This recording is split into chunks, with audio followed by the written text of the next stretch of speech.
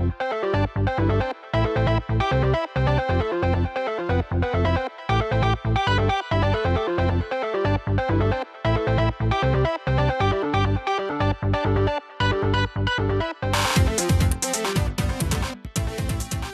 everybody, welcome back to the Graphic Multiverse. Paul, joined with Chandler. Hello! And very excited to have Rob with us. I think it feels like it's been decades since we last. Yeah, it feels like it. Well, I guess if the last time I was on was pre-2020, it has been decades. So with the way time has been working this past, I don't know, 17 years. You know what? The grind. I think it's because I haven't been able to really go to a movie theater. I feel like that's how I would tell time is different. Oh, it's cold out. It's winter. Yeah, I'm trying to. Yeah, literally, the last time I went to a movie theater, I think was about a year ago. I just said I saw Bad Boys for Life before we started recording, and I'm pretty sure that was in January. I can't remember the last movie I saw in a theater. I'm drawing. I think it might have been Joker. Yeah, it's probably Joker or Bad Boys for Life. I think that was the last movie I saw. That or the Downton Abbey movie. Yeah, because we already got out. Me and Sabina got out way less frequently after becoming parents. Right. But I'm pretty sure we were doing a photo shoot thing in the Seaport in Boston. And one night we're like, let's just go to a movie. So we went and saw Bad Boys, and we're like, that was pretty good actually. Yeah, that was fun.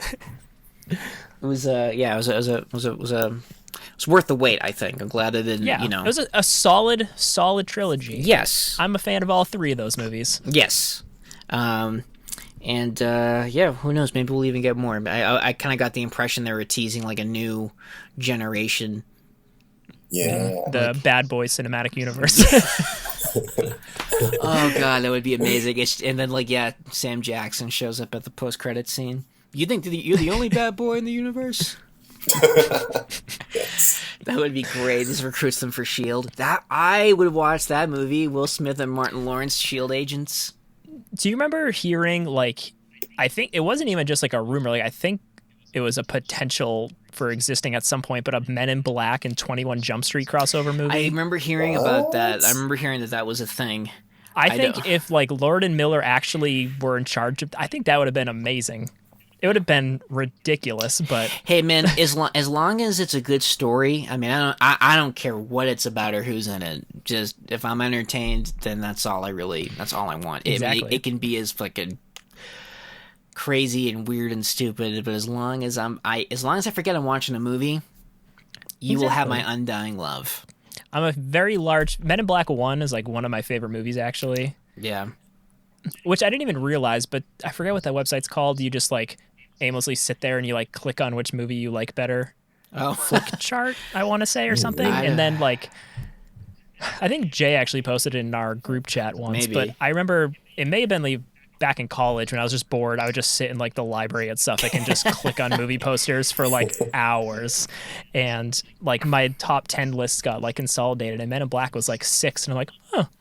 Yeah. All right, I do like that movie a lot. It's been a while since I've seen Men in Black. That might be a good movie to revisit. I do remember liking it, and I remember seeing it not too long ago and thinking that it had held. It actually held up pretty well. I think the first one holds up really well. Yeah, I missed the cartoon. I used to love the ever cartoon. Watch the second. It was that weird Eon Flux animation too. Mm-hmm. Yeah, everybody was really tall and skinny. Yeah, that was cool. That was a cool cartoon. Yeah, I miss those weird licensed cartoon spin-offs. I know. There were some really bad ones, but I remember when I was younger. Do you remember the Godzilla cartoon where baby Godzilla could talk and was the main character? I remember really liking that when I was 8. Yeah, I haven't followed up on that, but it's probably not good. I like that. I like that Jackie Chan had his own cartoon. Remember that? Jackie Chan Adventures, awesome. Solid cartoon. Yeah, that was really good. I remember really liking the Ghostbusters cartoon. And then at one point, didn't they get extreme? Wasn't there extreme Ghostbusters? Yeah, extreme version. Yeah. But I liked. I was always. It's funny because I remember being always really being confused by the Ghostbusters cartoon because Slimer was their pet. He was just always around Slimer. don't eat the pizza. And it's like, but he's dead. Like, why does he have to eat? I was so confused, and everyone's like, shut up, Paul. Like, you're overthinking this way too much.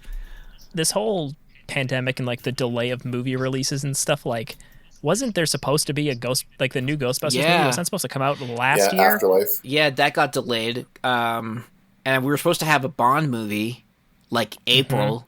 It was, like, April last year, then it was November, and now apparently it's October. God only knows when we're going to get Black Widow.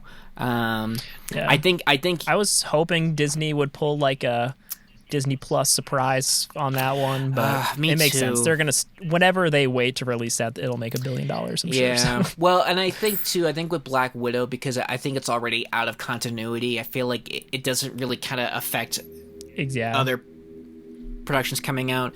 I'm glad HBO Max did Wonder Woman. That was pretty cool. Well, they're doing everything, aren't they? Yeah. Isn't that's like, happening to all the Warner Brothers movie, like Dune and like Kong versus Godzilla versus King Kong. Mortal Kombat. Oh man, I want a trailer to drop for Mortal Kombat so bad. Me too. So bad. I mean, the pictures look pretty cool from what I've seen. So, but yeah, I would love that.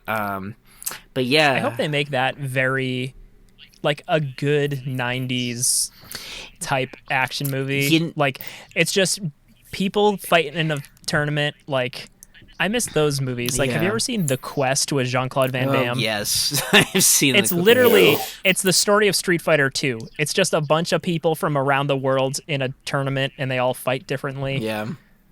Funny because he was in the Street Fighter movie. Right. No, Angela and I watched Mortal Kombat, I want to say, I don't know, maybe like 4 or 5 months ago. And that opening with the flames and like the logo is like awesome. I still think it's great. And there are parts of that movie that I still, actually, no, not some parts. I still really like that movie. Like, I appreciate a lot of the in-camera effects. Like, Goro is I don't know, like a puppet type man suit thing. It's not CGI. I mean, the CGI that's in it is trash. But the stuff that isn't, I mean, I think is just great. I don't think I've seen Mortal Kombat since I was like, oh, it's so good. Something. And I think the casting is pretty good. Like the dude who plays Johnny Cage, like Liu Kang, like it's all great. It is all great. Yeah, I'd be curious to see. I don't know. I just imagine it being like a Nolan type, like really super gritty, grounded in reality. Or it's like Nolan. So at the end of the movie, you're like, I'm confused. Right. What happened? Yeah. Was I just incepted? I know it's still gonna have all the magic and monsters, but it's gonna be like, I think it's just gonna really have that like real gritty, grounded, like if Mortal Kombat was real. You know, I think that's what they're gonna go for. If it was real, this is how it would look. That's my favorite line. That as like a 17-year-old, I like said about a lot of things sincerely, like hoping, like, what if they made this, but it was like real and dark. And then I thought it was cool. And then I was like, now as an adult, I'm just like, I want it to be dumb and fake. And then we have like Zack Snyder making all the if it was real stuff. So yeah, but my problem with Snyder is that like it becomes so real that it passes realism. Yeah, it becomes like cartoonish. Like it's just like a cartoon is trying really, really, really hard to be dark and gritty. Like I don't want my Superman sad, but I'm so morbidly curious about the Snyder Cut. Oh yeah. And they're just like, I mean, it's gonna be 4 hours long. 4 hours. The money he got to fix it up, but you know, a lot of people wanted it. I was talking about one episode, like you can't underestimate the power of the Snyder movement. Like a lot of people donated money and time to get this thing off the ground, and a part of me is happy for them. You know, I mean, yeah, but are you? They're kind of terrible people. I've seen some pretty terrible things being said by those people. It's like, I don't know, maybe I'm just too empathetic, But I was thinking, like, like I love the Dark Tower books. I fucking hated that movie. And for a while there was talks about, like, that wasn't the cut that he wanted. And it's like, if I lived in a world where we all fought hard enough and got the Dark Tower movie we deserved, like, I'd be over the moon. And so part of me is I think that's cool. I mean, it might be trash, but at least we get to see it. And if anything, I for Zack Snyder, I'm happy that he is going to finish. Because I guess, according to him, I mean, like Man of Steel, Batman vs Superman, that it was kind of like like a 5-part thing or whatever. So I'm happy for him himself because I don't think there's anything wrong with him as a human. No. And I think the reason why he couldn't finish that movie is heartbreaking. Oh my god, yeah. And that's what I was going to get to, is like he finally gets to I think his fan base is super toxic and horrible. But him, I'm happy for him. Yeah. But yeah, so I'm excited for that on HBO. I mean, there is a part of me that's excited that I don't have to leave my house to, And honestly, even if I had a fart with my mouth like I just did, and then spend $20 to rent it, I would totally do it, because that's actually less than what I would spend if Ange and I went out to a movie. So I mean, I would be more than happy to rent.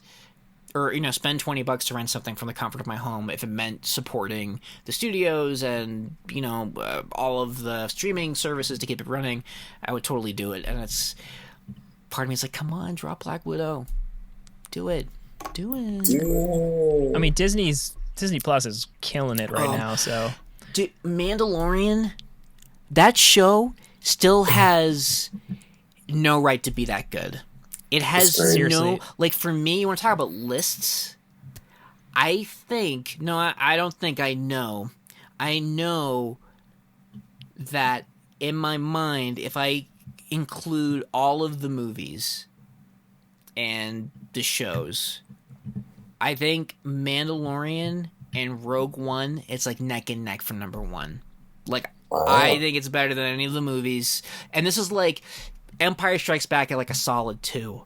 But it's just that good. The production value, the writing. It is so good. And I love that, I saw a funny meme of like J.J. Abrams saying, you can't satisfy the fan base. And then there's like Jon Favreau, like, hold my beer. Like, I mean, so many people I know and have seen online that like fucking love the show. And we're all caught up, right, on Mandalorian? Yes, we are. Yes. Fucking I'm like Luke Skywalker. I've considered myself like a big Star Wars fan for most of my life, and like I'm not a crazy Star Wars fan that like I haven't read any of the books. I haven't really read a ton of the like most of the extended universe stuff growing up I didn't really ingest, but like the movies, I've always loved the movies. Oh yeah. The movies are great, but I mean, I've always been excited, but I never was just thinking about Star Wars. But after like The Mandalorian, specifically this season, like I got like all in. I was on like Wikipedia looking stuff up. I was just like, wait, who's Thrawn? And then I was just like looking it up, and I was like, okay. So now like I'm actually like, I'm gonna probably read some of these books. You should. They're good, because I read them as a kid, because 3 movies was not enough for me.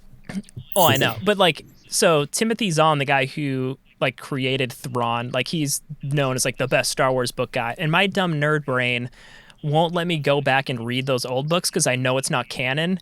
So my brain's like, these aren't real, but none of it's real. It's a multiverse. He's written new Thrawn books that are in canon. Right. So my nerd brain will let me read those, and I hear they're pretty good. So I'm probably going to jump into those when I'm done with my current book I'm reading. They are good. And when she fucking name dropped him, I was like, oh my god. Like, I mean, I hadn't thought about that character. It's going down. Yeah, I hadn't thought about that character like in years. Like, I think the last time I read a book with that character, and it was like grade school. So it was like, I know that they brought him into canon with one of the cartoons, I think Rebels. Right. So, and I love that that's canon. Like, I love that they're bringing in the characters from those shows into Mandalorian. I love that Rosario Dawson. I don't know how to pronounce that character's name, but I love that Rosario Dawson. Ahsoka Tano. Yeah, I believe. I thought she did such a good job. And fucking like Mandalorian, the ending of season 2 was bittersweet because I was happy and angry, like, at the same time, because I was thinking, this is what I fucking wanted Last Jedi to be. I didn't want sad Luke drinking weird blue breast milk in Ireland, some weird island. I love The Last Jedi. The Last Jedi is my favorite of the new 3 movies. But I was never like, in my mind, I was like, oh, Luke just become Yoda. He's just become a weird kook. And I guess growing up, Luke wasn't like my guy. He wasn't like my hero. Like, I like Luke Skywalker, but he didn't have that like personal hold on me. So seeing him shown that way, I didn't spend too much time in my life growing up thinking about what Luke Skywalker was up to. And I totally understand that being a disappointment for people who thought, but also the guy's in his 60s. Like, what do you want him to do? Flipping around? Then we'd have like a Attack of the Clones Yoda situation. I mean, if Yoda can do it at 800 years or whatever. No, I think my thing was. But I got chills and like teared up at the end of The Mandalorian. I don't even know. I mean, mostly because of the Grogu stuff more than the Luke stuff. But the whole time I was just like, oh my God. Yeah. When they said like, oh great, one X-wing fighter is coming to save us, I was like, oh my God, is that going to be Luke? Like they had, like, who the fuck else could it be? Especially when, you know, like when Grogu goes on that fucking sounding board or whatever to like for like a a force signal. Made a big blue beam into the sky. I was like, it's got to be Luke. Like, who the fuck else? It could have been those 2 cop guys. Yeah, but I had a feeling. But no, because and I'll touch on this briefly, but I mean, my whole thing with Luke was just like, it'd be one thing, say, if Luke went into exile because he was meditating, developing some new force skill. I think just the fact that he just became a sad sack and just gave up, I just didn't buy it. I mean, this is somebody who, like, his aunt and uncle were murdered and he fucking takes it on the chin. Like, all right, I'm gonna go with Obi-Wan now. Like, oh, my friends are in trouble. Like, fuck training, I'm gonna go save them. So it's just like, oh man, my temple burnt down. I almost killed my nephew. Well, I'm gonna go sulk about it for the next couple of decades. Like that, like I was hoping for Luke to be like, well, this is what I've been working on, or like almost like a Ronin, like like a samurai without a master, like, or like without a cause. Like he's just like roaming the galaxy, like righting little wrongs, but like and so like I thought it'd be kind of cool, like if I don't know. Like I imagined a very different relationship between him and Rey. That being said, though, Last Jedi is also my favorite of the new trilogy. I mean, personally, like the Luke stuff in The Last Jedi to me is the least interesting part of that whole movie. Yeah. Like, I think there's like some of the best set pieces in all of Star Wars in that movie. Like, just some of the coolest like moments. I think the casino scene is annoying and stupid. I think the whole subplot. It was the beginning of them kind of ruining Finn as a character and just not doing anything with him.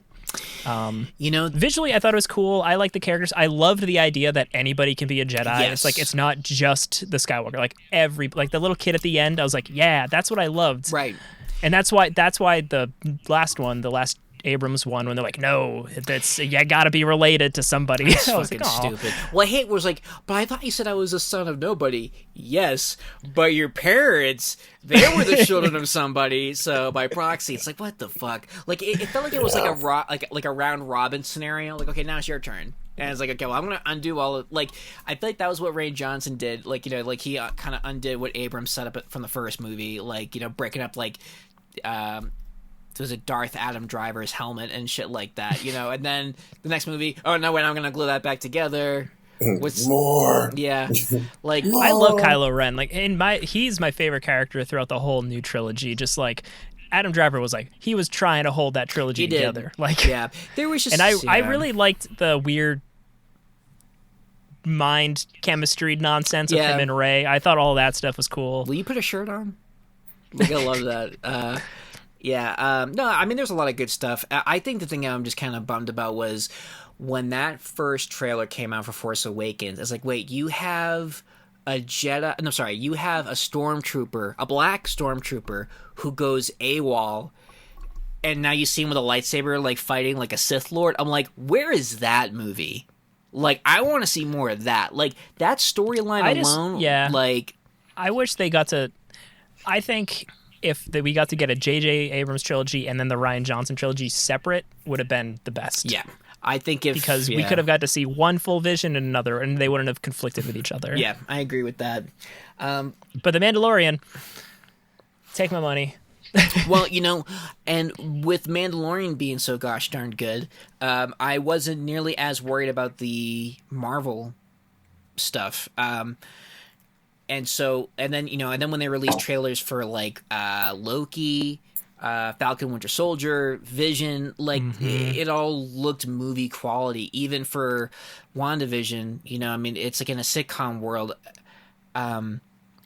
It doesn't feel like an ABC show. Like, it doesn't feel like first season of Agents of S.H.I.E.L.D. Like, the production quality is there. And I'm dying to know what everyone's thoughts are on the show thus far. Because, I mean, we're talking about WandaVision. I mean, that was sort of how we got Rob to come out of his hibernation. So I want to make sure we talk about that. But yeah, Rob, what are your thoughts on the show so far for WandaVision? I mean, I love it so far. So, like, just on like a production level, they like try to make old timey like fake TV shows and stuff and movies and stuff all the time, but like I've never seen anything able to capture like the essence of I Love Lucy in like Bewitched like now so well. Like those were literally just like episodes from like a 70-year-old sitcom, and then intercut with these just like random moments of like dread and mystery that, to me, that stuff, I'm just like, oh my God, what's going on? I need to know. And then all of a sudden it's like, oh no, our pots are overflowing again. Like the laugh track it again. Right. And so yeah, it's like tickling my fancy as somebody who grew up watching all those shows on Nick at Night and like loving that old sitcom stuff, but then also just like the Marvel nerd just being like, oh my God, they got the sword logo. What's happening? Why is Vision here? He's dead. Is this House of M? Is this the Vision comic? What's going on? That's what I like about this show, is that there's so much going on, and you really can't predict it. I mean, there's theories, but we've gotten so little, but it's just enough to, it really is. Yeah. Like most episodes so far have been like 80% a sitcom from whatever time period they're going for, and then like 20% of just like this greater mystery stuff. And I think they're doing an awesome job. The most recent episode, just like super weird, kind of building up the whole like mystery of it more. We get our first glimpse of like the outside of the bubble or whatever, and we're just like, what is going on? So now my brain's just firing on all a bunch of theories and stuff. It's just and of course her giving birth to the twins is a really big fucking deal for those who are a little familiar with the comic book character, because when what was it, when they were kind of having that little tiff over like Billy, Tommy, it's like, oh, it's gonna be Billy and Tommy, oh my God. Like, it's just wild. I don't know, Chandler, what were your thoughts about the twins? I mean, do you think they're gonna do like a House of M type scenario, or yeah, I mean, like, she's not to call it so early, but she's definitely gonna like lose them, which is probably gonna be like the trigger or straw on the camel's back, so that might start causing things to unravel. Yeah. So, yeah. I mean, I'm curious, because that's the thing too, is like, I almost kind of feel like it's remember that episode of Batman the animated series where Batman gets captured by the Mad Hatter and he puts that machine over his head, and Bruce Wayne imagines the perfect world. Like, his parents are still alive, he's engaged to Selena Kyle, he's not Batman, somebody else is Batman. I kind of feel like maybe that might be what's going on, where she's kind of having, she's experiencing like the perfect world because she's got Vision back, and she's having a family, and maybe her. And it's based off of TV shows she probably watched growing up and stuff like that. Yeah, watching reruns in Sokovia, and maybe her hex powers are like, dialing it up, a couple of notches. Yeah. I mean, if we're going like theory stuff, like especially the last episode when like their neighbor's just like freaking out, just like drilling through that brick wall, and then at the end of the episode they're just like whispering, and they're like, it's because she's blah blah blah blah. I'm like, are all these people just made up by Wanda except for her because she's like a sword agent, probably, maybe, or something? Yeah. Like, what's going on here? I feel like so we saw that like I think like one of my friends brought up that maybe that they're part of the Salem 7. I don't know if you guys remember when what's her name, Agnes? She was talking about like how remembering like June 2nd or something, and like that was like if you go online, you'll see that it's the first day of the Salem witch trials. So that was like a cool like Easter egg. Interesting. Also, what was I gonna say? Oh my god! Like so I think it's kind of like a two-pronged threat because it feels like we hear like in one of the episodes that someone on the radio is like, "Oh, Wanda, who's doing this to you?" Right. So it's like, is she trapped? But also, it seems like she's in denial and wants to be there. So she's kind of like keeping it going too. So it's like there's two sort of like antagonist forces going on there. Yeah. And it feels like anytime something like pokes at like the bubble of the reality, she kind of like reacts and like forces it away. So it's kind of like they kind of introduced that with Geraldine started like asking questions, but I feel like I was expecting that to come a little bit more later. But they kind of like are starting to pull the threads now in episode 3. So I'm like, oh, okay. Yeah. How many episodes is this series? Is it kind of like an 8-episode thing like the Mandalorian seasons have been? Well, it might be. That's probably condensing a little bit. Yeah. I'm actually not sure how many episodes there are. It seems like something that I personally like when they kind of keep it shorter and tighter. Netflix shows, I feel like, all kind of went on a little too long. Like, I know with, like, Jessica Jones and Daredevil and those shows, I always felt like there was a couple too many episodes. They could have tightened it up a little bit. So Disney Plus found that sweet spot with 8. So, yeah, and WandaVision... Let's not waste their time. Yeah, and WandaVision apparently is 9. Okay. And also, I gotta say, as somebody who, like, spare time is precious with a child... The weekly release schedule, I'm all for it. Yeah. Because it builds up excitement with people. You like talk about each episode. You only need to watch 30 minutes a week. Yeah, no, it's nice. I loved how you get the Marvel Studios logo like you would for a regular movie. So like you still kind of. Oh my god, that made me miss movies so much. Branding. Yeah, it was really nice to kind of see that. Yeah, I'm really curious to see just where it goes and what the implications are going to be because I mean I feel like you can't have her have twins and not have that have any kind of repercussions, because yeah, I mean Bendis used that for losing the babies and then having the whole Avengers disassembled and then House of M. Now that she has kids, she's definitely going to double down and not want to leave that reality. So it's like, okay, here comes the conflict. Right. Woo. Well, then too, and then I wonder what this is going to trigger. That, like, do you think because Scarlet Witch is in the new Doctor Strange movie, right? Yes. Because I feel like I saw she was talking about filming with Sam Raimi or something like that. So I assume this probably teases some kind of multiverse nonsense, like tearing of realities and stuff. It could. I mean, I know she's in it. I love that. There was a scene where she's talks about Pietro. I love because she hasn't really spoken of him. I don't think since Age of Ultron. No, I mean she's barely had an accent since like Civil War. Maybe they still had a little bit of that accent, but in this, like, you hear her sing like the Sokovian lullaby to the boys, and then they bring up Pietro, and then all that weird stuff happens, and it's like, Yeah, I was like, oh, he was killed by Ultron, and I was like, and it was just nice because I feel like a lot of people shit on Ultron, and I feel like a lot of it is unfair, especially when you see like I love on Disney Plus they have the Marvel Legends where they kind of do like a recap, and you watch it and you're like, shit, Age of Ultron's it's a pretty important movie, like it sets up a lot, and I feel like even on its own, I think it's pretty solid, but it was just nice to kind of like hear reference to that and and mention Pietro. And I know there's a lot of talk about Pietro being in this season of WandaVision because apparently Evan Peters, who plays Pietro Maximoff in the Fox X-Men stuff, he's apparently in this, but they haven't revealed who he's playing. So it'd be interesting if maybe, I don't know, he shows up, and again, that brings up more of a whole multiverse thing that they're going to be going for. So, and I hope this multiverse thing gets super confusing and convoluted, in like the most comic booky kind of way. Oh, me too. Because it's Marvel, the cinematic universe is already at a point where it's like right on the cusp of being very confusing to explain to people. But it's like crushing under its own weight.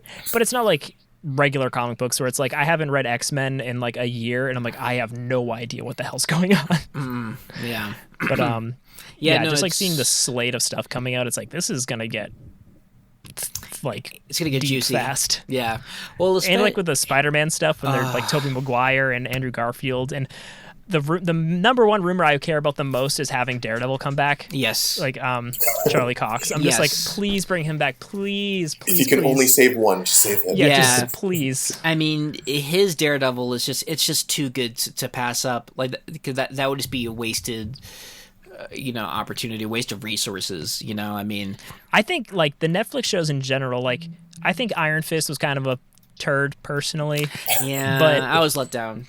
All the other ones, like I think the casting specifically was so good.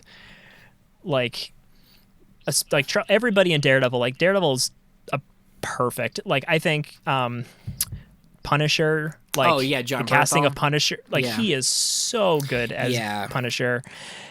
Luke Cage was like perfectly cast. Jessica Jones at first I was like, she doesn't look the part, but it grows on you. I loved that show. Like, oh yeah, it's just like, oh man, I would love for them to keep that alive. Oh, me too. In just some way, just like even like just having him come in and be a lawyer, I'd just be like, yeah, he's back. Yeah. I just hope that they're playing the long game where like, okay, they cancel the Netflix shows, they wait for those licenses to end with Netflix, and they could just kind of fully do like a Disney Plus Daredevil. Now, granted, I mean, it'd be pretty adult. I don't know, like what. So they announced that like a week ago that Deadpool's coming to the MCU as an R-rated movie with Ryan Reynolds. So, like they're gonna do it. They own Fox. Like, aren't the Alien movies on Disney Plus? Or they should be soon at some point, I would assume. Yeah, and that's how Marvel was able to do all of those variant covers of like Marvel heroes fighting aliens. Like, how happy I was to see Captain America fight a xenomorph.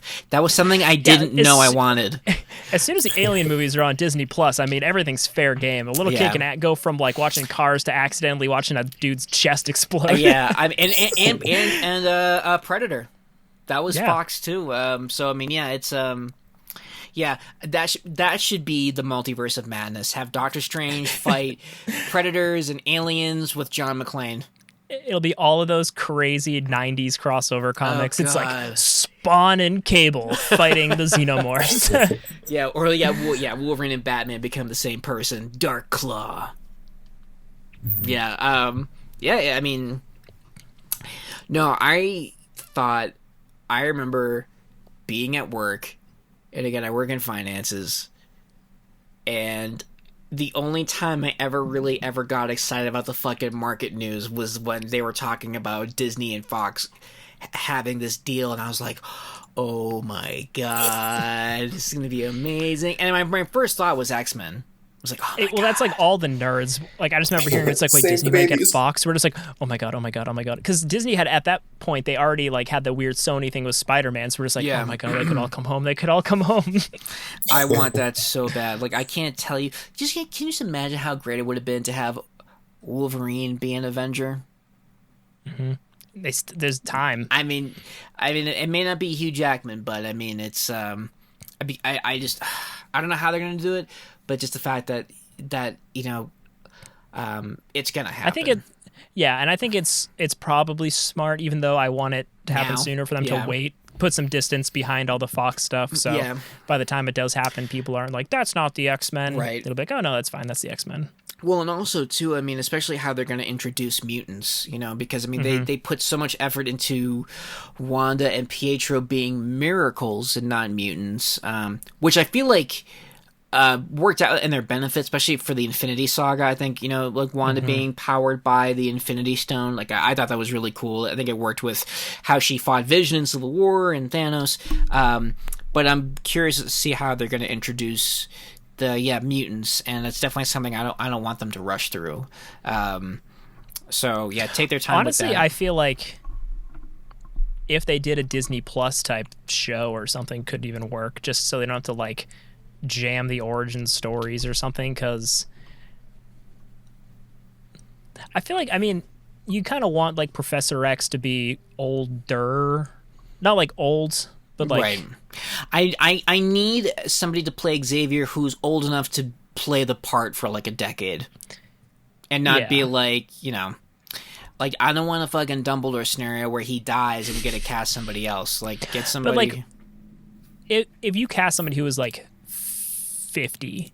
Like, they could play that role for a long time, and they're at an age where it's believable that they've been in the shit for a couple decades. Right. Yeah, like, I agree with that, absolutely. Same with Magneto, and I think that, that being said, I know it's maybe like a catch-22, like wanting him to be that age, but also still being a Holocaust survivor, because you've got to have that in there.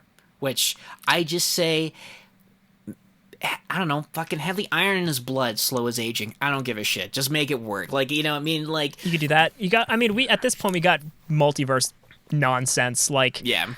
Bloop, all of a sudden there's a bunch of people just came, whatever. Yeah, right. It was like time plucked. Yeah. Yeah. And I love that we're going to get Fantastic Four. And I love that it's going to be the same director that's doing the Spider-Man movies. I think I was telling this to Chandler last time.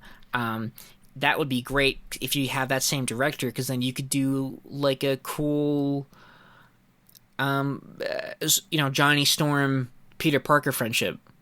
And I started reading Spider-Man the way I was with X-Men, so I'm about 180 issues in of Spider-Man and like Peter Parker Spider-Man and the Marvel team-ups, and that's a pretty important relationship in the canon of Spider-Man and Fantastic Four, like the their love-hate friendship. I would just love to see that play out in a movie, especially if they do like the Brian Michael Bendis angle where Fantastic Four is like, yeah, we're geniuses, but Johnny, like, the fuck do? You didn't even get your high school degree. Like, they make him go back to school and he goes to Peter Parker school. Like, possibilities are endless. I'm just excited. Yeah, I'm so excited to see how they get rolled into it. Like, in my mind, I've always kind of wished that they still were like the first family, like something weird just happened to this group of people in the 60s and then all of a sudden they just come back now. Yeah.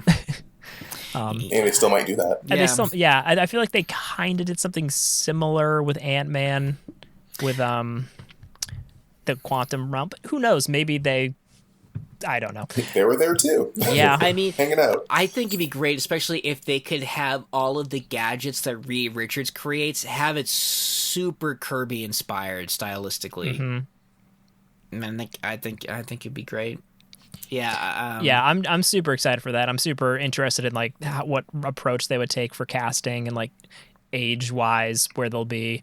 I feel like they'll probably skew not young, but young enough again so they can at least make movies for 10-15 years. Yeah. I mean, at this point, in Kevin Feige I trust. I mean, that guy has not steered me wrong. Every time I've had doubt, it wasn't warranted. Well, maybe not warranted, but it paid off. Like Guardians of the Galaxy, I'm like, God, we're doing Guardians of the Galaxy now in Phase 2? It's too early.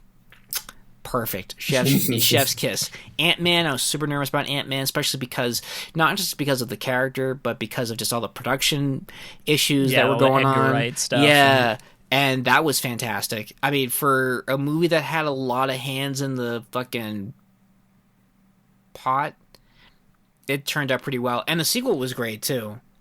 Yeah, like, every Marvel movie I really enjoy. Yeah. Like, I'm trying to think of, there's none that I like just straight up dislike. Like some of the older, like the first Hulk movie, I don't ever really find myself going back to just because I don't know. Ed Norton. Yeah. But like Iron Man 2, I don't find myself going back to all the time. But like if it's on, I'll watch it. Iron Man 2 is good. Iron Man 2, I actually think is another movie that I think doesn't quite get. I don't think deserves a lot of the hate that it gets. It's because it was more of just like, it doesn't stand on its own too well, but like as a piece of the greater Marvel movie universe, it's pretty important. Like it's just I don't know. Like I think what makes that movie for me is what's his face? I'm blanking on the actor. Sam Rockwell. Sam Rockwell makes Iron Man 2 for me. Like, hey, and I wanna leave my doors unlocked. but this isn't Canada. Like, you know, the shitty spray tan. Like, the MCU needs more Sam Rockwell. Oh my god, they need to do more Marvel one shots. Is what they need to do, because that was fantastic. Like, I love like that documentary that they did about the actor who played the Mandarin, like when they were with him in prison. Fucking beautiful. And then at the end, he gets kidnapped by the actual Ten Rings, which we're not going to get in the Shang-Chi film. Like, guys, you gotta give me more of that, because that was just so good. It was such a great, you know what, it was just such a nice added bonus when you bought the DVD or Blu-ray. You know, especially the stuff with like Phil Coulson, like, you know, they did one explaining about what happened to him on his way to Mexico for the hammer, or him sitting with Sitwell explaining Tony Stark's cameo in the Hulk. Yeah. I'm hoping, I mean, I doubt we'll get those as like Blu-ray exclusives, considering the world is moving so far away from like physical media, but that's totally stuff they could do in Disney Plus. Like, oh yeah, a new season of a show comes out, and then like kind of tagging along, they have like one of these one shots or something. It's kind of like a parallel. They do a lot of the extras. Things. If you look at the movie section, there's like a lot of extras. I do like that. Like, it's even just like production stuff. Like, I've loved that gallery show that kind of goes with the Mandalorian. Oh yeah, that's really good. Just like the behind the scene things are really cool. But yeah, I do like all the kind of shorts and stuff. It's Disney Plus is definitely up there now as far as like where my time is spent streaming. Yeah. No, I would say that too. Like, you know how many episodes of The Simpsons I've watched? I always forget that's there, and then I'm like, oh yeah, I could just put this on and turn my brain off. Like, I'm on season 8, and they have like 31 seasons on there now. Like, that's great, because I love that. Because when I start watching a show, like, I'm usually done 6 or 7 seasons in. It's like, oh, I'm not even halfway there. Yeah, what's up? This is great. And especially because, you know, you can watch in chronological order. Like, there's episodes I haven't seen, or stuff I haven't seen in a while. I'm kind of like rediscovering the show. Especially now, it's a lot funnier when you're an adult. Oh my god, yeah, seriously. Yeah. I definitely get a lot more of the jokes. I was like, oh. Or even just not even like the adult jokes, but just like the references to things, like to like movies, like just classic movies. It's just like, oh yes, I have seen Casablanca as an adult. That is a funny joke. Right. Or just even, I'm actually learning a lot from The Simpsons, because they'll make a cultural reference and I'm like, I don't know who that is, and look at it, I'll be like, oh, okay, this was, you know, like, I mean, yeah, I've like, there's like a lot of really good like history jokes in there. So yeah, no, it's great. It's great that that's on there. Yeah, I mean their movie catalog is great. I mean it's worth the price, especially the National Geographic stuff. Like, that's all great. I mean, it's fantastic. My only concern is that I mean, now it seems like everybody is streaming, and I feel like I was like, oh, now I'm back to paying what I used to pay for cable, just with like all these different. That's when you try to take advantage of like the free weeks, borrowing some, or like, for me it's just like my sisters pay for Disney Plus and like I'm paying for Netflix, so you just kind of like find people to share your accounts with. That's actually pretty smart. And my parents are dumb and just have a crazy cable package, so that gets me HBO Max, that gets me all these other things. The HBO Max, again, amazing. Like, honestly, right now I probably spend most of my time watching HBO Max. I mentioned like I've been, like a month ago, I started watching Harley Quinn, the animated series, and that's kind of been my like. I go to bed and I watch like an episode or two of something before falling asleep, and that show is so good. That show is surprisingly good, because I was ready to hate on that, because I wasn't really wild about Titans, but that first episode of Harley Quinn, I was like, holy shit. Yeah, I'm sold. This is great. It's just, it's like I had like no real interest in it. It's like I don't hate Harley Quinn as a character, but it's just like I don't know, whatever. Yeah. She's cool, but I don't know if I would want to watch a show. But then I heard all this good stuff about it. Like, people are just like, oh no, it's so good, it's so good, it's so good. And then when I watch it, it's just like, it's hilarious. All of the like side characters, like Ron Funches is hilarious as, what's his name? Shark Killer. Oh yeah. King Shark. King Shark. Yeah. Oh yeah, he's hilarious in that. Yeah. No, I love Clayface in the show. Clayface. Yes. He just can't he just does a dumb like theater voice all the time. It gets me every time. He's like a Poison thespian Ivy's first, criminal second. Exactly. I love Poison Ivy and Harley's relationship. It's that was so good.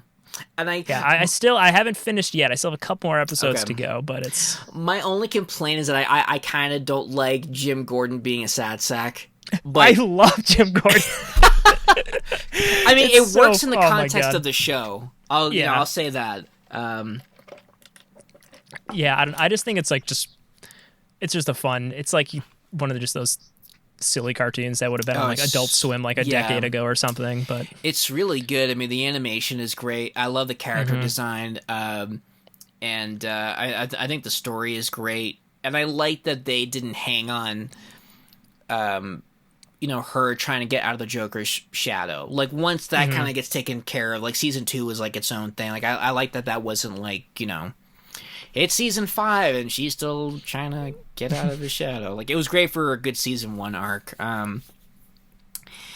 liked all of it. And that's just really, it's just so good. This is like such a great time right now.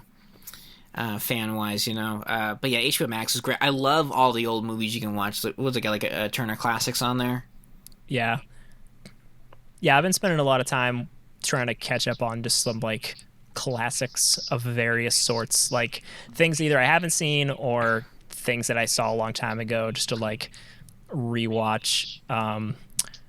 So like I'm trying to think. Not on HBO Max, but I watched Akira again for the first time like last week. Oh, nice. And I was just like, man, this movie makes no goddamn sense, but holy shit, is it beautiful looking. Oh, yeah. Animation's great. And every time I watch it, I'm going to read the manga. And then I don't.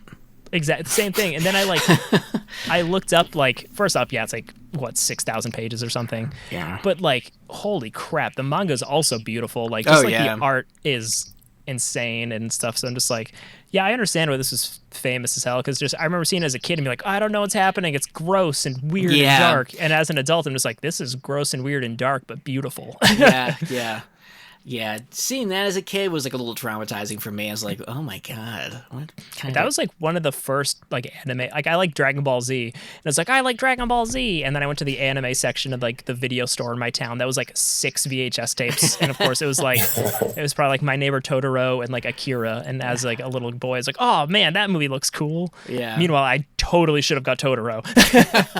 Yeah. Oh my god. Yeah, Akira. I know I own it. I just haven't watched it in like God knows how long. The downside maybe having too many movies, but no. I mean, the selections out there are like so good.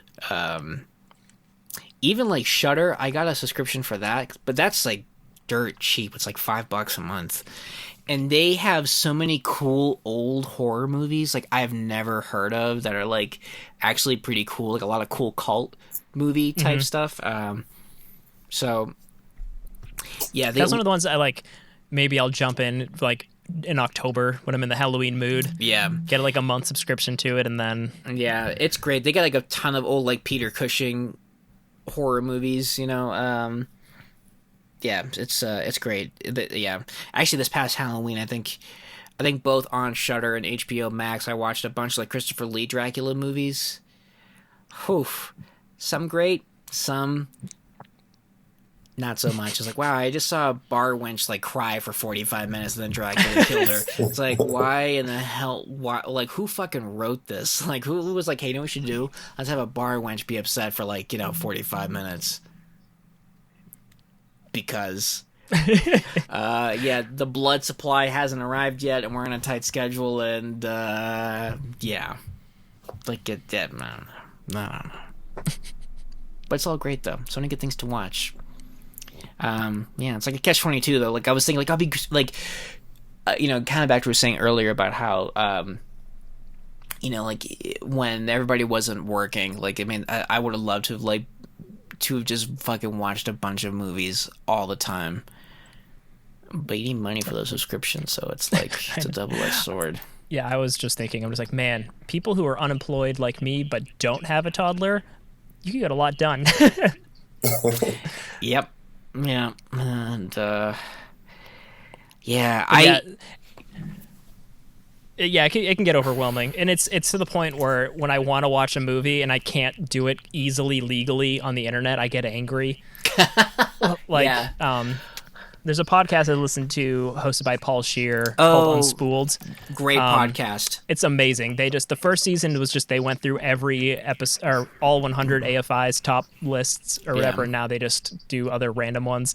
And the most recent one that they did was the Chungking Express, the like Wong Kar-wai movie. And I was like, oh, I've never seen that. And I'm like, where can I stream it? And it literally, you can't rent it.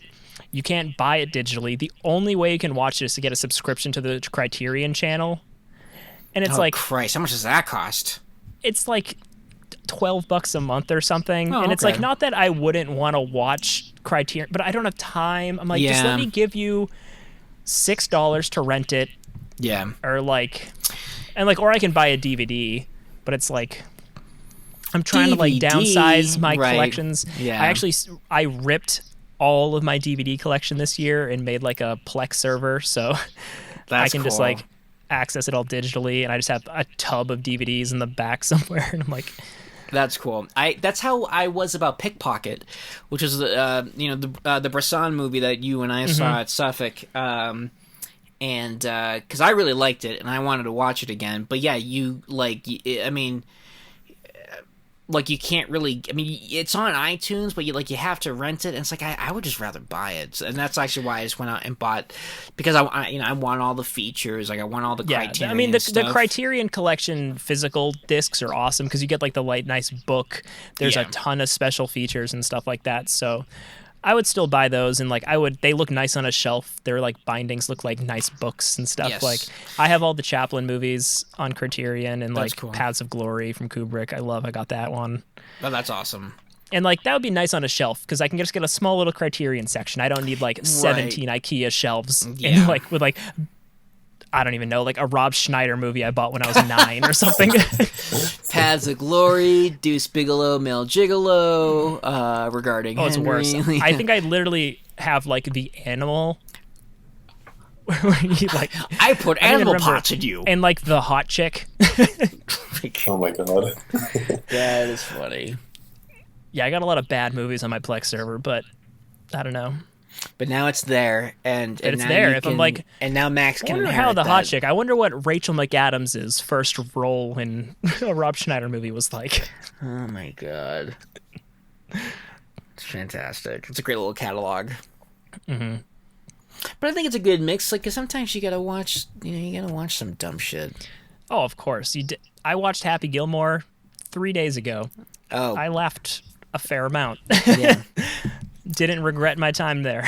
Dude, I have no problem owning fucking Schindler's List and Weekend at Bernie's. Like just like one beautiful art about this tragic time, in our history, and just reminding you about how easily we can lose our humanity. And then I can watch a movie where two guys fucking carry a corpse around a beach in Martha's Vineyard. Like I need the range. It's true. It's important. Sometimes I don't want to watch a movie that makes me think. I just I work 10-hour shifts. Like the last thing I want to do is like watch something thought provoking. I want to watch something stupid. It's those homework movies. I literally, speaking of Criterion, I own Seven Samurai in Criterion, and it's too. been sitting on my shelf for a decade, and I'm like, I need to watch Seven Samurai, but it's 3.5 hours long, and I'm just like, when do people have time to watch movies Dude, as adults? When they premiere. Yeah, you're gonna have to do it like an installment. Just treat it like a Zack Snyder movie. All right, so the That's first honestly- hour is episode 1, the next hour is episode 2. When they were like, they're releasing it in pieces, I'm like, good. Yeah, dude, I love Kenneth Branagh's Hamlet. Like, I think that is the Hamlet movie. I can never watch that in one sitting because that's like 5 hours long. And I love watching it, but it's like, I need a break. Like, I gotta go look at a tree or like go outside or something, Like, I gotta stand up. Like, it's... Yeah, I remember like back when I was in college and I just had infinite free time. Like, I watched Godfather 1 and 2 in the same day. I'm like, I will Damn. never have that time again. No. I just remember I was sitting in my bed and I watched, Godfather was like 3.5 hours. I'm like, that was really good. I'll watch the second one now. The joy of having no responsibilities. Exactly. Yeah. But now I'm thinking of a movie to watch, and I click on it. It says it's like 2 hours and 20 minutes. I'm like, ugh. I'll just try to find an 80-minute movie. Yeah. It's always good to talk to you, Rob, because I'm always reminded why I don't want to have kids. I mean, it's great. I have zero regrets. But no, as far as spare time, that doesn't exist anymore. Speaking of great movies that I watched recently that are short, I watched When Harry Met Sally last week. 90 minutes. 90 minutes. Tight. Remember when that was the standard? That was the standard for movies. Like we need to go back. You had to be 90 minutes. That movie did not feel short. That was a full meal of a movie. You have 30 minutes for Act 1, 30 minutes for Act 2, and 30 minutes for Act 3. That was like the cookie cutter model, your 3-act structure for your script writing, and I hear what you're saying, because sometimes I feel like movies do get longer and longer, and sometimes they're necessary, but sometimes I'm like, why do we fucking need this scene of a bar wench crying for 45 minutes? Like that added atmosphere. Oh, God, nothing to the story. Don't get me wrong. I understand why The Godfather's 3 hours long. Well, yeah, but if the next Seth Rogen comedy movie is 2.5 hours, I'm like, really? Can we just trim 30 minutes out here? It's not because I don't want going to a movie back when we can go to movies. I don't want to dedicate my whole day to it. Like, I still want to do shit when I get out of the theater. Yeah. I mean, it depends too. Like, obviously, like when I was watching Endgame, like that could have gone on all day, and I would have just continued sitting there watching it. Yeah. But yeah, I don't know. It's a big ask watching a 2.5+ hour movie. It's got to be done right. Like I we were saying earlier, like if you can make me forget I'm watching a movie, if you can make me forget about the concept of time, you're doing a good job. Then I don't care how long the movie is. But I mean, if it's like, God, I can't feel my legs and I really gotta pee, but it's like Wonder Woman, like 1984 was what, like 2 hours and 20 minutes or something. Like, yeah. That's like I hadn't even seen it before, and I like went up to go to the bathroom, and Spina's like, "Should I pause?" And I'm like, no. Yeah. I'm like, just let it go. I came back. I'm like, what I missed? And she's like, nothing. Yeah. Yeah. And 1984 was good. I mean, it didn't have to be that long.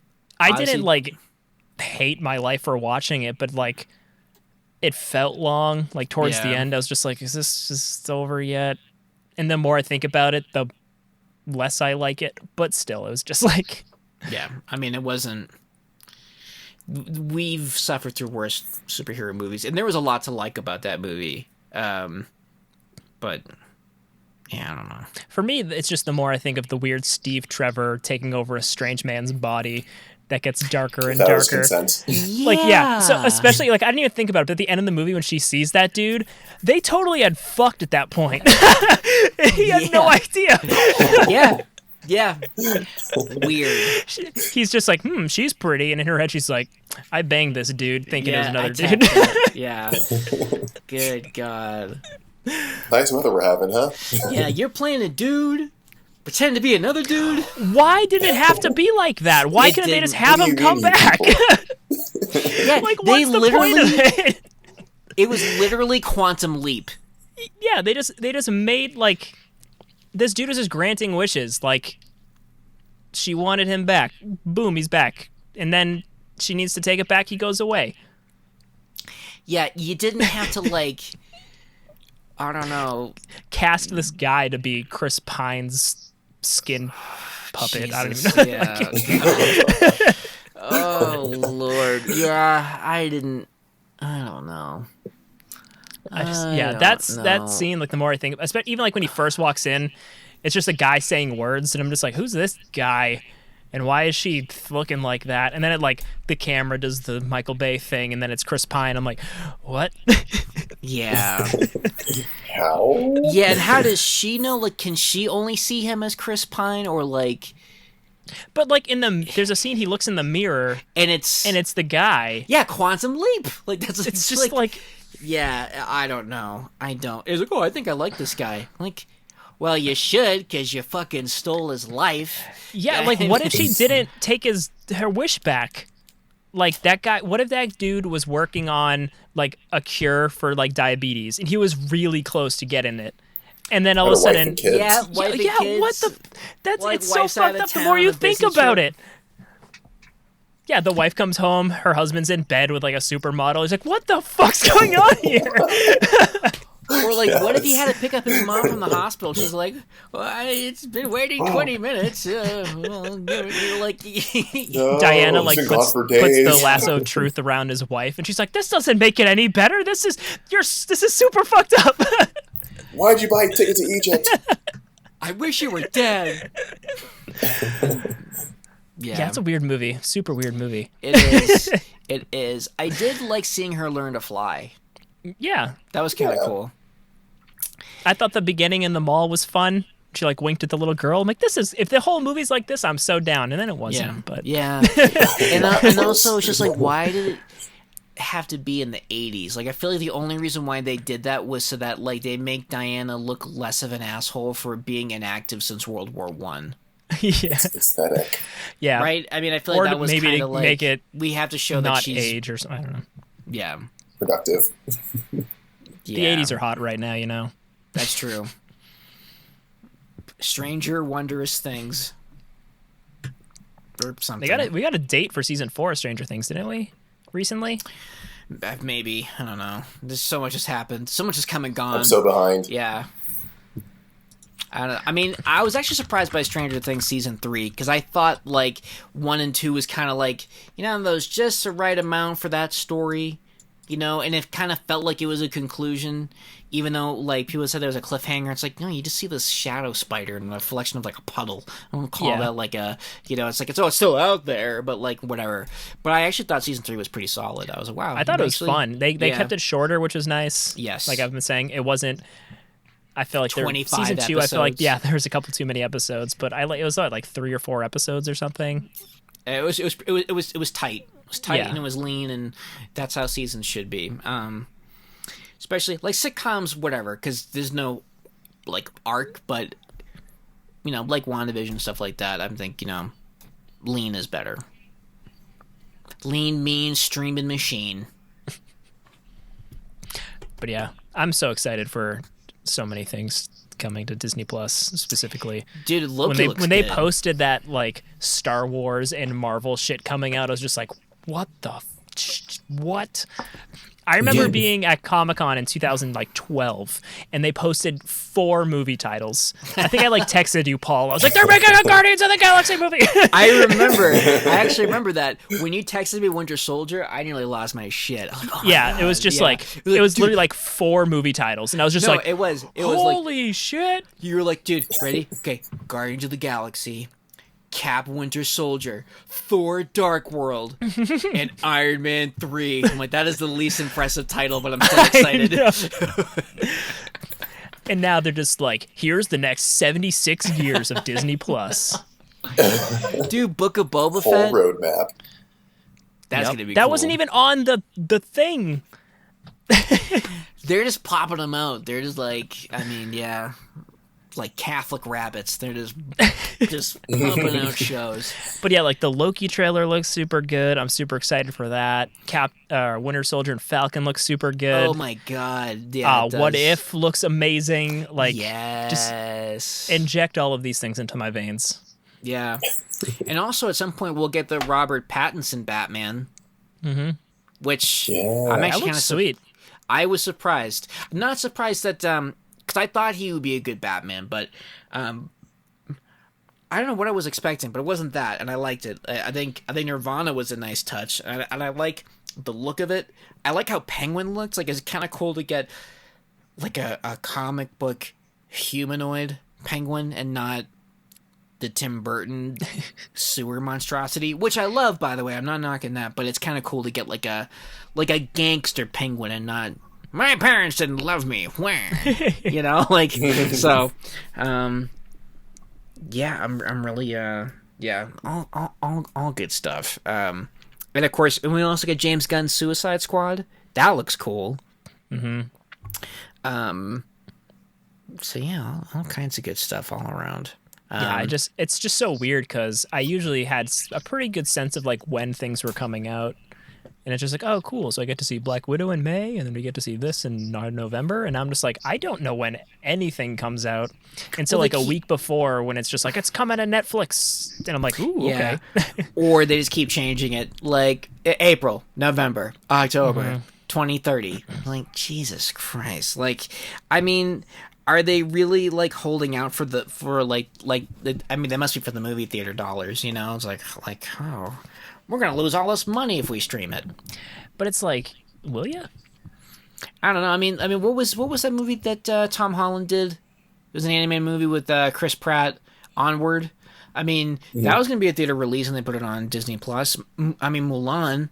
I mean, you know, and as far as I know, those were profitable. So I guarantee if you charged $30 to watch Black Widow, like I would pay it. I 100% would pay it. Like Rob would get a babysitter and rent it. Like as soon as he goes, it works. I didn't even need a babysitter. That's true. Falls asleep. Yeah, that's true. Watch that. Hope I'm awake. Yeah. Yeah. So I don't know. I mean, I who knows where it's gonna go. I just cannot believe that like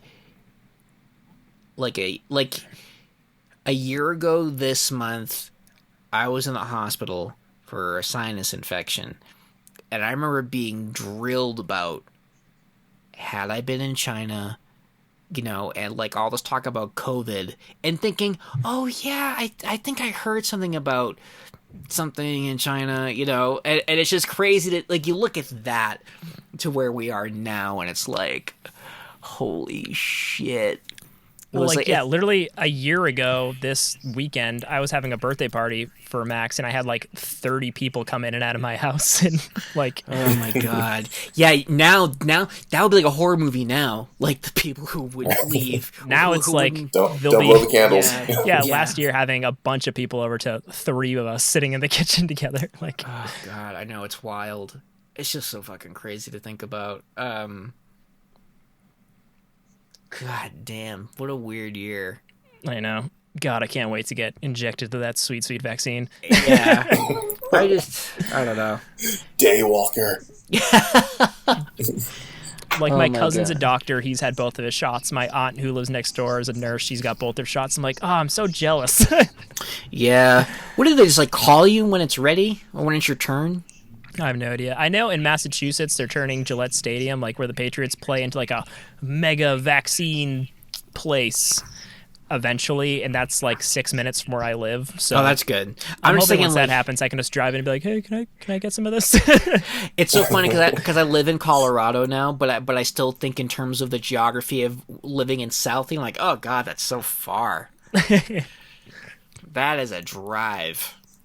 But so hopefully there'll be some other options where that doesn't involve the commuter rail. Which I'm sure there will be. I mean, I'm sure you can get it all over. I just know that's like a hub for people to kind of go to. Yeah. Yeah. It's like, oh, and then you get a free Pats jersey. I wish. Yeah. Get a touchdown with the vaccine. Or something. That's also... Get a free medium Dunkin' Donuts. That's where the movie theater I always go to is. So it's like... Oh, yeah. Get shot up and be like, when can I go there? Yeah. That's like something else I kind of wished about, like driving when I lived in Massachusetts, because I feel like I would have gone to more places other than like I'm not gonna go past Copley. Fuck it. If you pass Copley, yeah, you're in the boonies. But yeah, I feel like I would probably do more. Because I remember like when my dad and I would go to the movies, we would drive like way the fuck out of Boston. I'm like, where are we going? I think my dad just wanted to get away from people. Well, in Massachusetts, I think the best IMAX screen is in Reading in the Jordan's Furniture there, which is like probably like 25 minutes outside of the city.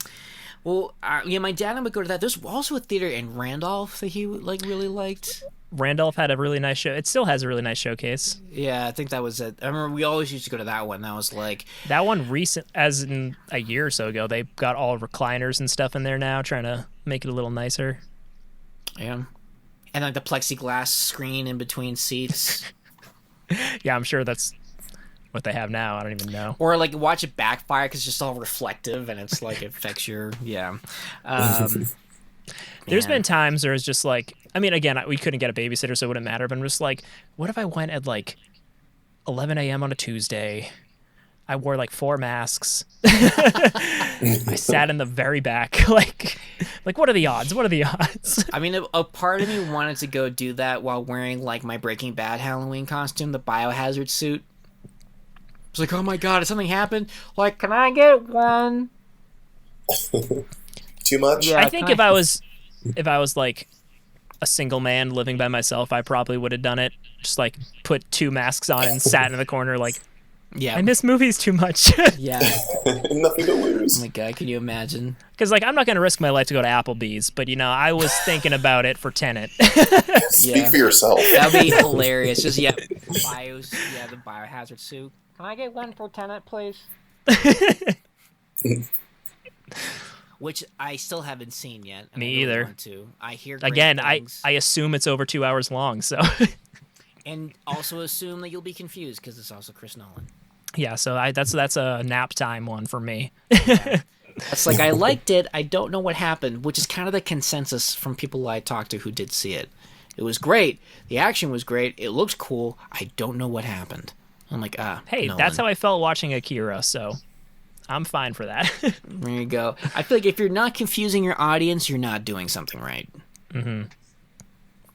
That's just my 2 cents. But I know we're kind of coming up on that hour mark where we usually talk about stuff we've been doing, watching, reading, or not reading, what you want to read, what's making you happy in the lockdown. You guys doing anything?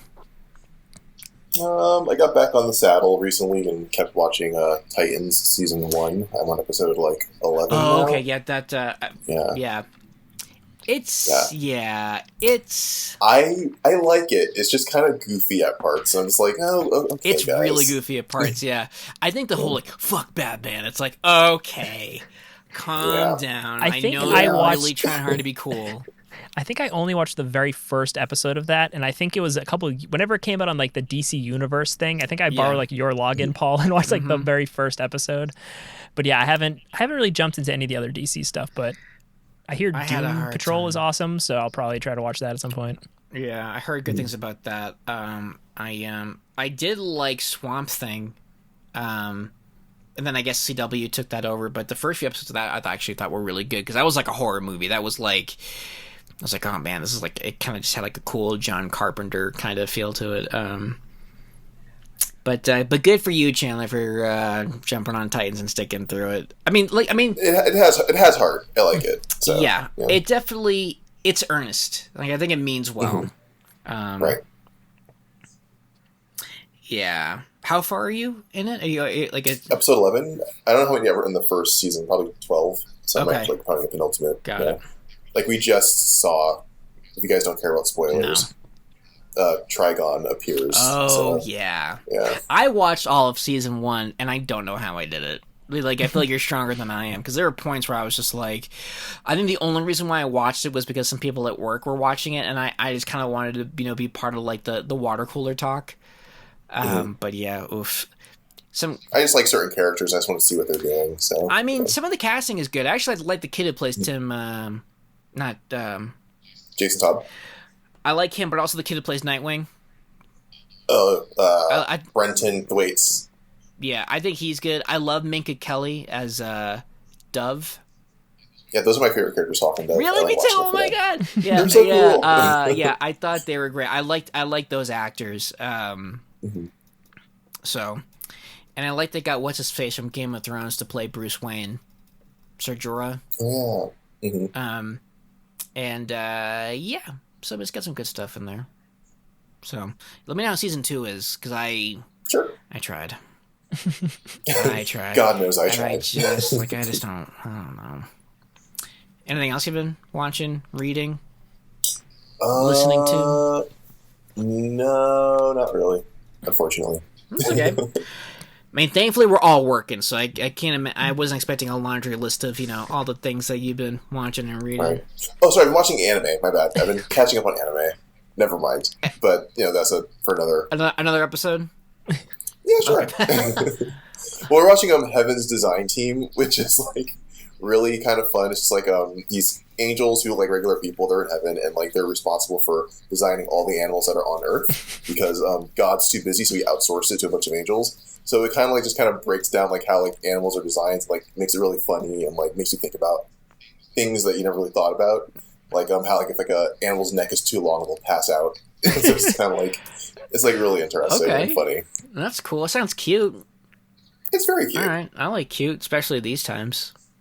Mm-hmm. Yeah. How about you, Rob? I know you've stated that you're very busy with fatherhood and adult I would say, stuff. other than the random stuff I talked about this episode, the main thing this year I haven't read too many comic books, but I got really obsessed with the book series The Expanse, like that the TV show is based on, and I'm on the 7th of 8 books now, and I started reading them in like October. So I'm like obsessed with it. They're so good. And I started watching the TV show once I finished the 3rd book, just so I had a nice buffer to not like somehow spoil myself, because I heard the show the show does introduce characters a little earlier than the book. But it's like, if anybody's interested in like sci-fi in general, it's incredible. But it's also like takes like 300 years in the future. It mostly takes place within just like our solar system, and the science is very like grounded, and like obviously there's stuff that happens that is just crazy sci-fi, but it's all like grounded in like real physics and stuff like that. Oh, that's cool. It made me like get really into like, I'm like, ooh, this is like, because it all takes place in like real like asteroids in the asteroid belt and like moons of Jupiter. So I did a lot of Googling of our solar system because of it, and like, so you're learning while you're and it's also cool. just like super just like page turny good stuff. The TV show is also incredible, like super high budget. Like, I think it started on the Sci-Fi Channel, and then they like couldn't afford to do it anymore, so then Amazon bought it and has taken over. But like, super high production values, like great acting. The story's awesome. Like, I could recommend the books or the TV show. They're both incredible. So that's like the main newest like nerd thing in my life. I've just been obsessed with The Expanse. That's cool. That's cool. Yeah, I started watching The Stand on CBS All Access, and that has been really good. I heard that's been good. Because The Stand is a fucking huge book. I've read half of that book, or I don't even know if it was half. I read like 600 pages of that book, and I feel like I was still in the first act. Yeah, probably. And I don't know if you guys ever saw like the sci-fi 90s TV. Oh, it's rough. But this is really good. It's got a really good cast. Like J.K. Simmons is in it. Cyclops. James Marsden is in it. You've got the Flash from Justice League. Ezra Miller is in it. You also have one of the Skarsgård brothers in it. Like he was Tarzan, the sexy one, or the Alexander Skarsgård. Not Pennywise. Hot one or Weird Eyes one. Yeah, it's like not scary Pennywise. one or sexy one. Sexy one. He plays Randall Flagg, and Greg Kinnear. Like, it's really good. Like, I feel like that's a really good cast. So it is. It's and I get why they're telling it like the way that they are, because time constraints, but the production value is great. Like again, it's like movie level, and I think the effects are really good. Whoopi Goldberg is in it, and it's really good, and it just again kind of makes me sad that we have such a shitty Dark Tower movie, because Sexy Skarsgård, the character that he plays is like one of the main villains of the Dark Tower series, and it's like, God, what could have been? And there's like so many like Dark Tower Easter eggs, like because like like the big villain in Dark Tower is the Crimson King, and he has this like symbol, and like and you like see it. There's like banners of it and shit like that, and it's like, oh, such a tease. Oh, there's still hope. I feel like some streaming service could pick it up. Amazon did at one point. Like, they were filming a pilot, and then Amazon like dropped it for whatever reason. So I think it's well, maybe CBS All Access will do it. I think it's just a tough sell. It's like it's like Lord of the Rings Western with like magic and robots, and like it's batshit crazy, but I swear to God, it's good. Like I would always, for the longest time, I would only read like 2 books a year, and like all my reading was just comic books. I just read thousands of comic books. Yeah, but this year, like The Expanse has really like kicked on this, like I just read for like an hour before bed. So, and I realize you can get through books pretty quick reading for an hour a night. Yeah. So I'm like thinking, I'm just like, all right, when I'm done with this, because I think at the moment there's only 8 books in The Expanse. So, and I try to split them up with other things. Like I read Hitchhiker's Guide to the Galaxy in between one of them just because it was like 200 pages. I'm like, I've never read this. So, so maybe I'll get the first Dark Tower book, jump in there. The great thing about jumping into Dark Tower book is the first book is actually pretty short. And I think if you like that, you'll dig the series. Like I feel like the book is like an introduction. I mean, the books can get progressively heavy, but the first book, I think even, I don't know. I always thought the first book was a good standalone. Like if you wanted to kind of end there, you could. But I just loved I think just the concept is really fucking cool. So who knows? But Chandler, you're right, because they said Lord of the Rings was unfilmable. You know, and we're gonna get a Middle Earth show soon from Amazon. So I mean, even like Wheel of Time, for crying out loud. Yeah, I mean, like, I don't know. I think like I feel like at this point you can pretty much make anything. Like visually, I feel like you can capture anything at this point. I mean, they filmed The Mandalorian in that, like, what do they call it? The volume, that weird LED wall worlds instead of green. Yeah. Like, you can just make anything now and just. It's crazy. Yeah, I think it's maybe just making sense, but like I don't know, like the first book is like it's like a gunslinger hunting a wizard. Like what is not to be excited about? Like the Old West with magic? Come on. Like it's great. Like it's so yeah, if you ever get a chance, I'm actually been thinking about rereading it. So yeah, if you decide to read the first book, let me know. Book club. Yeah, let me know. We'll totally do a book club. I'm down. I'm 100 pages away from finishing the current book I'm reading, so yeah. Within a week I'll probably be looking to jump on something new. So maybe I'll get like the digital version of that. And yeah, Dark Tower is like, God, it can't be more than 200 pages. Like it's pretty. It's not a huge investment of time. At this point, 200 pages sounds. I just googled 200 pages instead of the Dark Tower. yeah. The first book is just called The Gunslinger. It's only 300 pages. Yeah, 300. Okay, sorry. The Expanse is between like 500 and 600, so that's easy. I'm down for book club. Dude, you could read all that while taking a shit. Just go in there with your book and come out. Yeah. So, but yeah, seriously, if you guys ever wanted to do that, because I don't know a lot of, like, for Stephen King to be such a well-known writer, I don't know a lot of people who have read Dark Tower. I read like some of the comics. Yeah, I got like the hardcover that like, who did that? Like Jay Lee did the art or something for it. And... The comics are cool, but I feel like it was throughout the series, like you kind of bounce back to the main character's past, and I feel like what the Marvel books were trying to do was to take all those flashbacks and then put them in chronological order.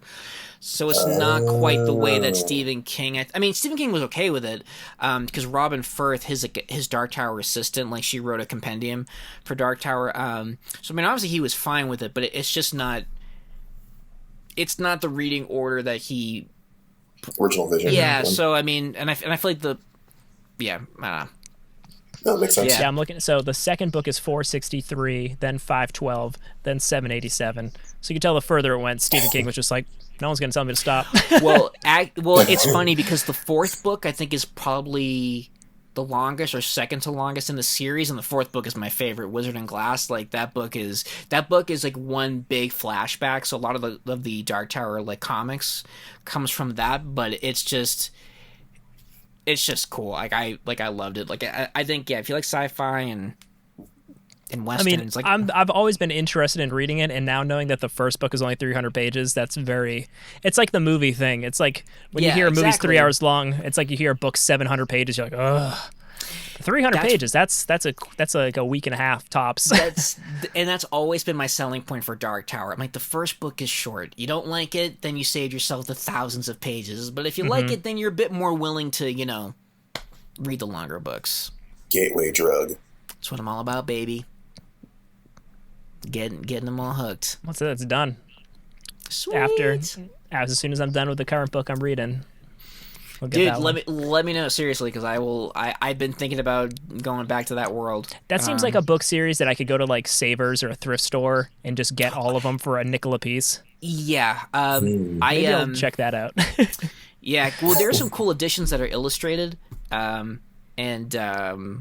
yeah, I was actually with Angela at a thrift store not too long ago, and they had like the entire series, and like I almost bought it. Altogether, probably would have cost me $2, but shocked me out of it because of space. But like I wanted it for the pictures, but the stories are great too.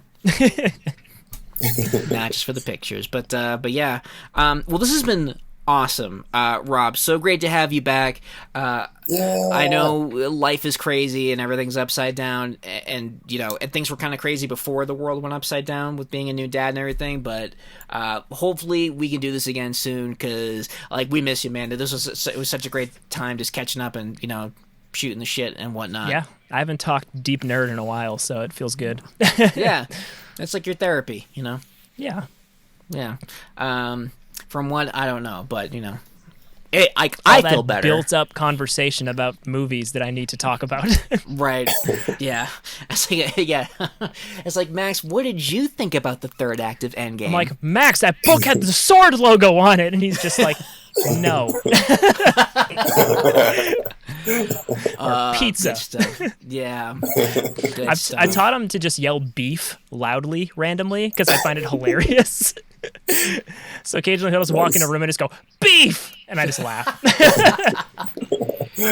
Just get him to say, where is, or where's the beef? And he doesn't even like beef. Like, he'll eat it, but it's not like his favorite. But he likes yelling it, so. That's fantastic. Awesome. Well, for all y'all listening, you know the drill. Instagram, Twitter, Facebook, on iTunes as well. Drop some love. And as always, oh no, are we not? I can't remember, Shannon. Are we not doing the outro anymore for? Yeah, we are. Yeah. Okay. So I thought for some reason, I don't know. Sorry, I became very self-conscious for a second. Like, enjoy your issues. Enjoy multiversing. Enjoy being graphic? No. And that's how we end it.